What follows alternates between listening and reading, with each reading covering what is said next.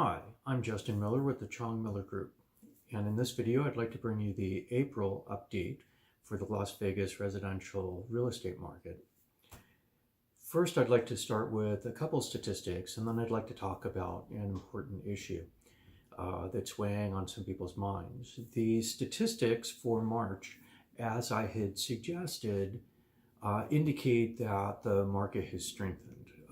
Headwinds have dissipated, tailwinds have picked up, and that's mostly associated with decreasing interest rates as well as seasonal issues. So in March of 2019, we had home sales in the Las Vegas Valley of approximately 3,431. That's up significantly from the 2,644 home sales that we had in February. So it's up by about 800. It's also an interesting number in that it is approximately the highest home sales month that we've had since August of 2018. Now, that doesn't mean it was incredibly strong, but it was stronger than we've been seeing from that time period, October through February, which was notedly slow, mostly actually probably because of interest rate headwinds. Also, there was the headwinds associated with the government being closed, and headwinds is of course associated with seasonality.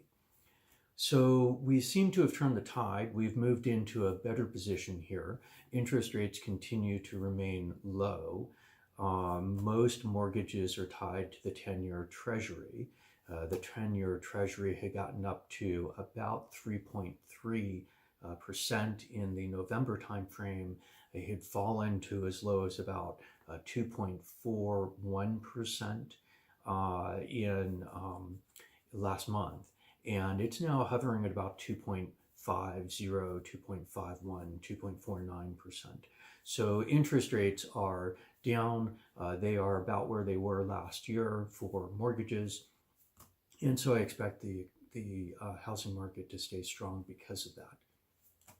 Now, there was an issue that I talked about in last month's market update, and I touched on it near the end of that video briefly. And that was what I foresee going forward with regard to housing prices associated with whether or not there is a recession this year.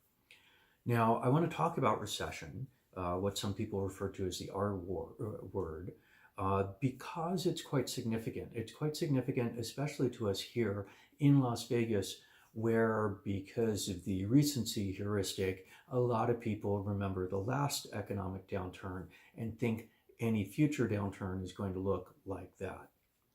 The reality is that the last downturn, the financial crisis that ensued, and the housing crisis that derived from that, was a unique experience in the American economy. We've had worse downturns. We had the Great Depression. But generally speaking, we have a business cycle, which is denoted by increased economic activity and decreased economic activity in a cyclical manner. Some refer to this as booms and busts. There are growth cycles and recessionary cycles. There's nothing unusual about them. They happen. They are cyclical in nature. When the economy is growing, economic output increases. That tends to be associated with increased employment levels. It tends to be associated with increased purchase activity of all types. When the economy is not expanding rapidly, we go into what's referred to as recession. Recessions are where the economic output of the economy actually generally grows at a slow pace. Sometimes we get actual contractions in the economy. Those are not actually denotative of all recessions, but rather it's what's referred to as a growth recession, where we end up with positive growth at very low levels. Does unemployment increase in recession? Yes, it does. Does economic activity slow in recession? Well, it generally slows from a faster pace, but again, it usually does not deteriorate to the point that you would get actual contraction. Now, having said that, in the last economic downturn that we experienced in the country, we had, and I say that with a caveat, which I'll explain in a minute, we had a very significant downturn in the financial markets. And I don't mean in the stock market, but rather I mean in the availability of capital. And consequently, that spilled over into the housing market very strongly here in Las Vegas. So what is it that caused that last economic downturn? And are we primed for something similar this time? Well, actually, it's rather interesting. There are a lot of people who talk about subprime mortgages as being the cause. A lot of people talk about the overextension of credit as being the cause. In reality, the cause was actually the collapse of a particular investment bank, Lehman Brothers. Earlier that same year, 2008, Bear Stearns was failing, and the Federal Reserve helped Bear Stearns be placed into another bank. If we go back 2 years from that, we see increased economic dislocation, we'll call it, through increased numbers of subprime mortgages that were resetting at high rates, is because many of them were adjustable rate mortgages, and slowing growth in housing prices. And that meant that some of those mortgages could not be refinanced. If you couldn't refinance them, you could not lower your payment terms, since you end up with high payment terms, and consequently mortgages have become too expensive for the individual homeowners to be able to pay. And so there were increasing numbers, but not particularly high, increasing numbers of foreclosures. When Lehman Brothers failed, however, what happened was all of those other banks that engaged in business with Lehman Brothers found their counterparty to have been eliminated. When their counterparty went away, it meant that all sorts of derivative assets, some good, some bad, that the banks hold on their books, that they use to hedge risk or to speculate, were suddenly valueless. Because significant assets were suddenly valueless, banks stopped trading amongst themselves.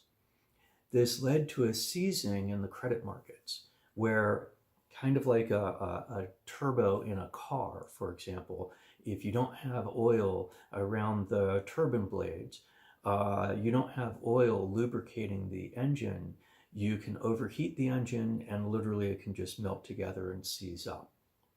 Well, very much like that, the credit markets suddenly seized, they froze. Nobody was willing to extend credit to anyone else. In the US economy, that's extremely problematic because the US economy runs on credit. It runs on what's referred to as leverage.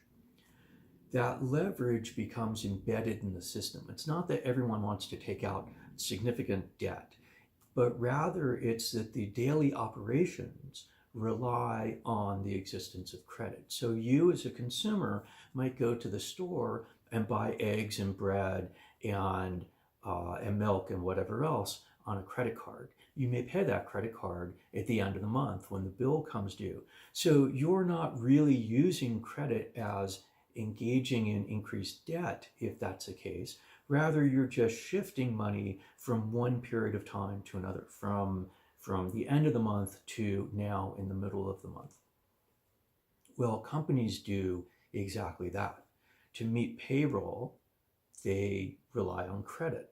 It's not that they don't have enough money to pay their employees, but that money that they get comes in at particular times when their customers pay their bills, and that may not correspond exactly to the times that they need to pay their employees. Same thing with the creditors, those who provide raw materials to a business. Those creditors tend to get paid, those suppliers tend to get paid on net 30 terms or something like that. So material arrives at a company and then it gets paid for 30 days later. That type of leverage credit is the oil the lubricant that greases the US economy. And when that goes away, you suddenly have needs to lay off lots of people because you can't pay them. You suddenly have needs to stop orders of raw material because you cannot pay your suppliers. And your suppliers are worried you're not going to be able to pay them, so they just stop sending stuff to you. Well, when that happens, when we actually get a seizing of the credit markets, the economy effectively comes to a halt. And so that's what we had happen in 2008. So yeah, we had general recessionary issues taking place starting in 2006, associated with dramatic changes in the price of oil, associated with some level of subprime mortgage dislocation. But that was amazingly exacerbated with the collapse of Lehman Brothers and the resultant freezing up of credit in the US economy. So will we have that again?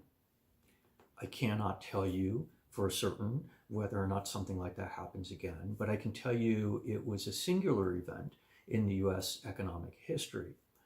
Will we have recessions again? Most definitely. Is there a recession coming? There's always a recession on the horizon. We live in an economy that's cyclical, and so there are recessions that happen every now and again.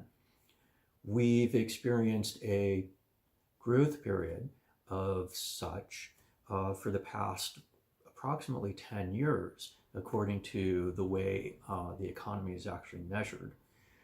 That means that we're certainly cyclically due for a recession. Will one come this year, or will it be next year or the following?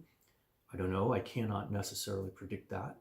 The interest rate yield curve, a fairly technical issue, but nonetheless, without explaining it, it's now signaling that the U.S. economy will, within the 6 to 9 months into the future, go into recession.